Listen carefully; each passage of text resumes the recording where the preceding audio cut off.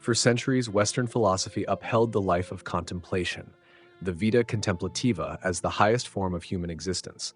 Rooted in Plato and echoed through Christian and medieval thought, the contemplative life was seen as the pursuit of truth, wisdom, and transcendence, elevated far above worldly affairs. Political action, labor, and practical life were treated as distractions from the soul's higher calling. Hannah Arendt challenges this tradition head-on.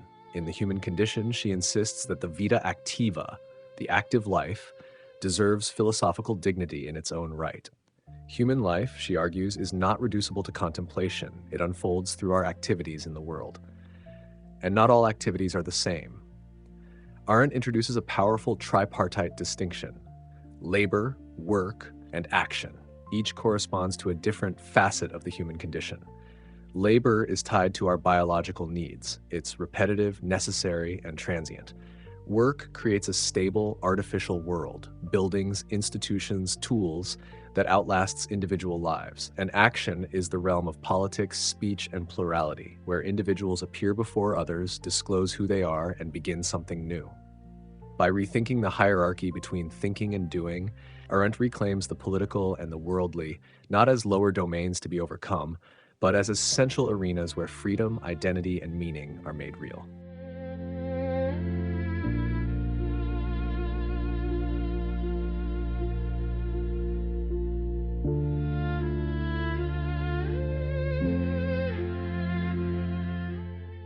Arendt begins her analysis of the Vita Activa by distinguishing between labor and work, two deeply different human activities, though often confused in modern life. Labor is the most basic. It refers to the repetitive biological processes necessary to sustain life: eating, cleaning, growing food, raising children. It is cyclical and never-ending, tied to the rhythms of nature. Arendt calls the being who performs this kind of activity the animal laborans, a creature bound to necessity whose efforts leave no lasting trace beyond survival. Labor sustains the life of the species, but not the world. Work, by contrast, builds the human world. It involves making things, tools, artworks, laws, buildings that endure beyond our immediate needs. The worker, or homo faber, imposes form onto matter, crafting a stable environment that gives human life structure and permanence. Work breaks free from nature's cycles and introduces durability into the human condition. It allows us to inhabit a shared world rather than merely survive. But Arendt warns that modernity has confused these roles and even reversed their order. With the rise of industrial capitalism and mass consumer society, labor has been elevated above work and action. Human life is increasingly organized around production and consumption. The pursuit of comfort, efficiency, and endless economic growth begins to eclipse the creation of meaning, memory, and lasting culture. In privileging the needs of the animal laborans, we risk becoming a civilization that forgets how to build, how to preserve, and ultimately how to act with freedom. The question Arendt raises is profound. In seeking to master necessity, are we losing the very world that makes human life meaningful?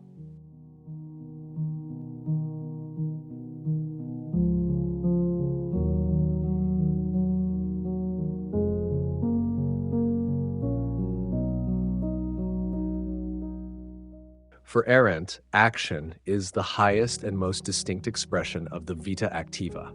Unlike labor or work, which are tied to necessity or utility, action is free, plural, and deeply human. It occurs when individuals come together, speak, and act in ways that reveal who they are, not just what they do or what they produce. Action, in Arendt's view, is never solitary. It unfolds in the presence of others, in a shared world where our words and deeds enter the web of human relationships. Through action, we begin something new. We interrupt the predictable flow of life, set processes in motion, and disclose our unique identities. What makes action so powerful is that it expresses freedom in its purest form: the freedom to appear, to initiate, to change the course of events. This takes us to Arendt's concept of the public sphere, a space of visibility where individuals engage as equals, not in private isolation or economic roles, but as political beings. In the public realm, one's distinctiveness emerges not through force, but through speech, persuasion, and recognition. It's where freedom becomes real, not as an inner state, but as something practiced with others. Arendt draws her inspiration from the ancient Greek polis, where political life was considered the highest vocation. There, the public space was sacred, a stage on which individuals could achieve glory, remembrance, and civic meaning. In contrast, modernity blurs this boundary, as the social realm, centered on administration, consumption, and household concerns, begins to overtake the political. We retreat from shared action into private needs, managed systems, and impersonal bureaucracy. The danger Arendt sees is not just the loss of politics, but the erosion of human distinctiveness itself. When we abandon the public sphere, we also give up the only space where freedom can appear, not as escape, but as participation. Action for Arendt is not about controlling the world, it's about joining it, speaking within it, and risking the unpredictability that true freedom requires.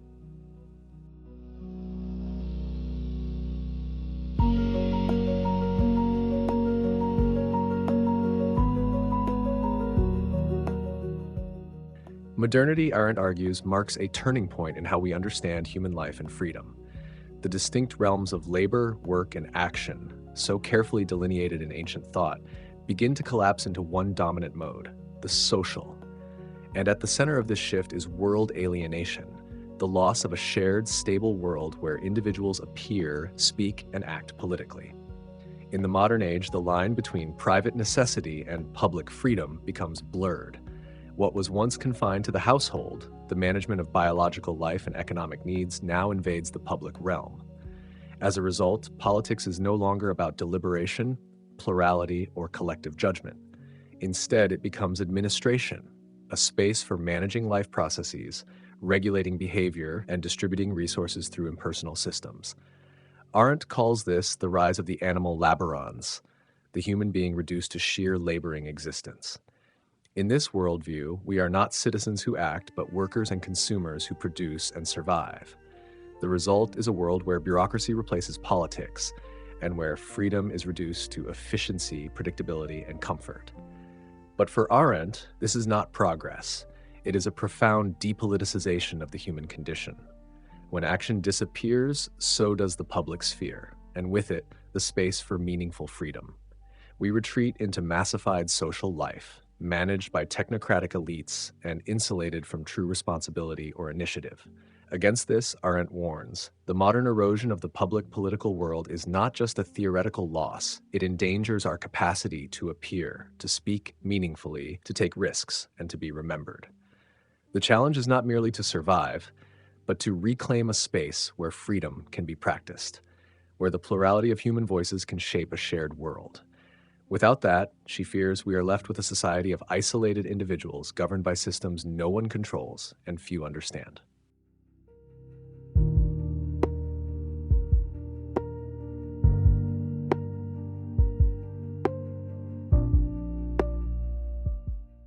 For Hannah Arendt, the highest expression of human dignity is not labor or even work. It is action, the capacity to begin something new, to speak and act among others, and to reveal who we are in the shared world. Action, she insists, is irreversible and unpredictable. It happens in a space of plurality, where people with different perspectives encounter one another not as functions, but as individuals. This is why Arendt is not nostalgic for ancient worlds, nor does she offer a utopia. What she calls for is the protection of public freedom, a renewal of the spaces and practices that allow action to flourish. That means cultivating public spaces, sustaining civic institutions, and embracing the fragile structures that make political life possible, like promising to stabilize the future and forgiving to release the past. These aren't abstract ideals. In a world increasingly governed by systems, algorithms, and managerial expertise, Arendt's call is a reminder that freedom is not automatic.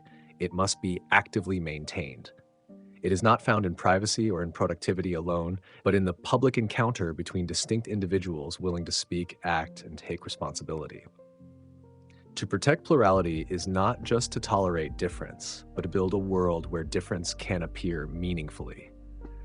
And that, for Arendt, is the very essence of the political. Not a battleground for interests, but a space where human uniqueness can shine.